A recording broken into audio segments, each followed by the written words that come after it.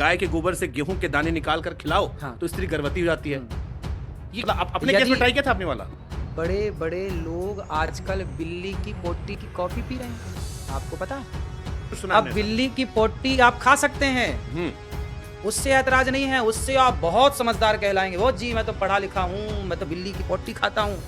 और भारत माता में गाय को माता मानने वाले गाय के गोबर से वो गेहूं निकाल के उसकी रोटियां बना के खाने में ऐतराज। आप सभी को जय मसीह की, और मुझे पूरा विश्वास है आप सभी परमेश्वर के नाम में आशीषित होंगे। तो दोस्तों, आप इन बाबा को तो जानते ही हैं जो कि अपने अजीबोगरीब बातों के लिए जाने जाते हैं। और मैं आपको बता दूं दोस्तों कि इनका एक इंटरव्यू लिया गया और उस वो इंटरव्यू में वो बताते हैं कि अगर आप गाय को पहले गेहूं खिलाइए और गाय जब गोबर करती है और उस गेहूं को जो गोबर से निकलने के बाद उसको आप सुखाइए और उसको पीस के उसका रोटी बनाइए और उसको खाने से जो महिला प्रेग्नेंट नहीं है वो प्रेग्नेंट होगी, उसका बच्चा होगा और आपकी हेल्थ अच्छी होगी इसे खाने से। और मैं आपको बता दूं दोस्तों कि इसी को लेके इनसे एक इंटरव्यू लिया गया और वो इंटरव्यू में किस प्रकार की बातें करते हैं मैं आप लोग इस वीडियो में पूरा सुनाने वाला हूं। तो दोस्तों, इस वीडियो को पूरा देखने से पहले आपसे रिक्वेस्ट है कि आप इस वीडियो को ज़्यादा से ज़्यादा शेयर करिए और लाइक करना। तो दोस्तों, आइए हम इस वीडियो को पूरा सुनते हैं। आपके भी 2 बच्चे ना? अब उसमें आज हमको थोक के भाव लोगों ने एक चीज और लिख के भेजी। कहा कि महाराज जी ने कॉन्सेप्ट दिया था कि गाय के गोबर से गेहूं के दाने निकाल कर खिलाओ तो स्त्री गर्भवती हो जाती है। ये कौन सा कॉन्सेप्ट है महाराज जी, मतलब ये वाला? क्योंकि इसमें तो अभी हमने आईवीएफ के डॉक्टर का इंटरव्यू किया था, आप उनकी दुकान बंद करवा दोगे, ये सही होगा? डर किसी बात का है, लोगों को कई दुकानें बंद हो जाए। ये है ऐसा?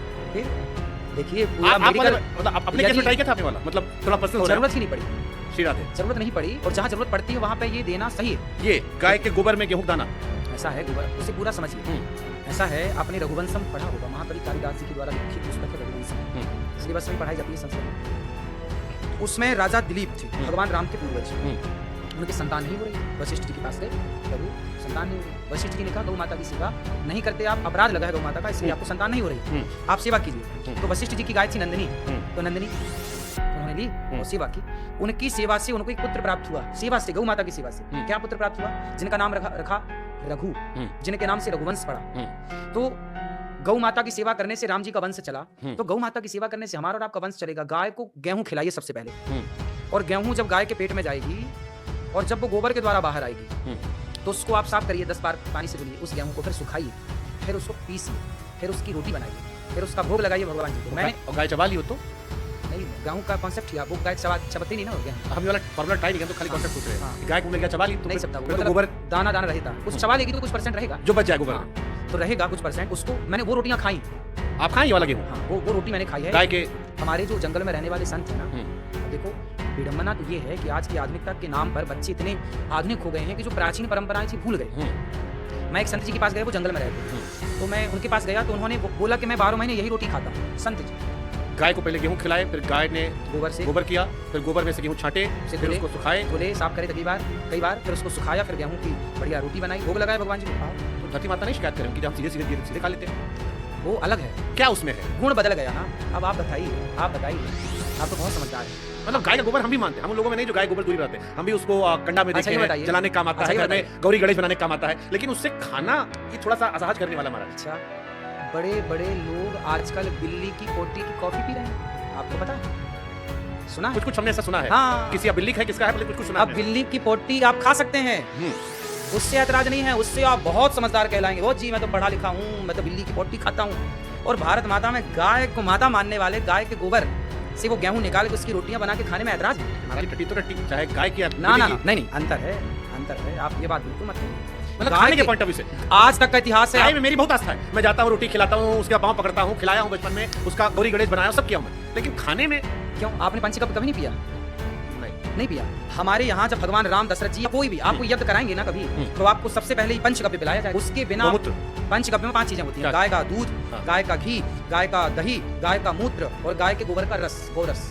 ये 5 चीजें मिलाई जाएंगी और 5 का पंचकव्य बनाया जाएगा और आपको पिलाया जाएगा। उसके बिना आप शुद्धि नहीं पाएंगे, वो शुद्धि है, उसके बाद आप यज्ञ के अधिकारी बनेंगे। यदि फैशन के नाम पर आप बिल्ली की पोटी खा सकते हैं, हम नहीं खाते बिल्ली, तो गाय, हमारे यहाँ तो गाय के गोबर से आंगन को लीपा जाता है। आपने अभी क्या बोला? आपने अभी बोला ना कि पोटी तो पोटी, चाहे गाय की हो चाहे बिल्ली, गलत है खाने के पॉइंट ऑफ व्यू से। महाराज जी देखिए, गाय के गोबर से सदियों से हमारे यहाँ आंगन लीपा गया, आंगन लीपा गया, दीवार भी कई बार कर देते हैं। फिर उससे पंचकव्य में गाय के गोबर का प्रमाण है, पाराशर संहिता पढ़ के देखिएगा।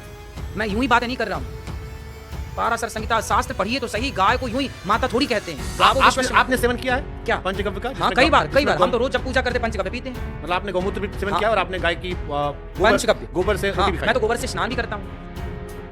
गोबर से स्नान करने का क्या मतलब, उससे क्या फायदा होता है? भाई क्रीम पाउडर आप लगा रहे हैं, क्रीम जो लगा रहे हैं बाजार की केमिकल युक्त है ना। मैं जिस गाय की बात कर रहा हूँ वो शुद्ध देसी गाय की बात कर रहा हूँ। यदि देसी गाय का गोबर है, गौमूत्र है, दूध है, दही, सब कुछ अमृत है। विडंबना देखिए कि भारत में ही आप बताइए 100 साल पहले भारत में लोगों के पास भरपेट खाने को था?